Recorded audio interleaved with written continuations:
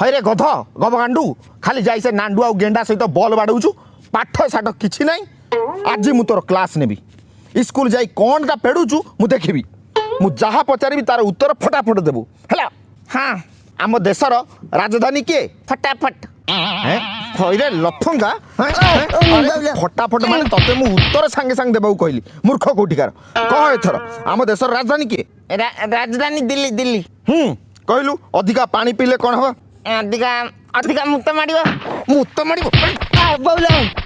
ପାଣି ପିଇଲେ ଆମ ରକ୍ତ ଆଉ ଚର୍ମ ପରିଷ୍କାର ରହିବ। ହଁ ହଁ ହଁ ରକ୍ତ ଚର୍ମ ପରିଷ୍କାର ରହିବ ବୋଇଲ। କହିଲୁ ଅଗଷ୍ଟ 15ରେ ଆମକୁ କ'ଣ ମିଳିଥିଲା? ସେଉ ଆଉ ବୁନ୍ଦି ମିଳିଥିଲା। ମଦ ଖାଲି କହିଲା କନା ସେଉ ବୁନ୍ଦି ସେଇ ସେଉ ବୁନ୍ଦି ଖାଲି ମନେ ରଖିଥା। ଆରେ ଅଗଷ୍ଟ 15ରେ ଆମକୁ ସ୍ୱାଧୀନତା ମିଳିଥିଲା। ସ୍ୱାଧୀନତା ମିଳିଥିଲା ସ୍ୱାଧୀନତା ମିଳିଥିଲା। ଗଧ କୋଉଠିକାର। କହିଲୁ କୋଉ ଚଢ଼େଇ ଉଡ଼ି ପାରେ ନାହିଁ? ମଲା ଚଢ଼େଇ ଉଡ଼ି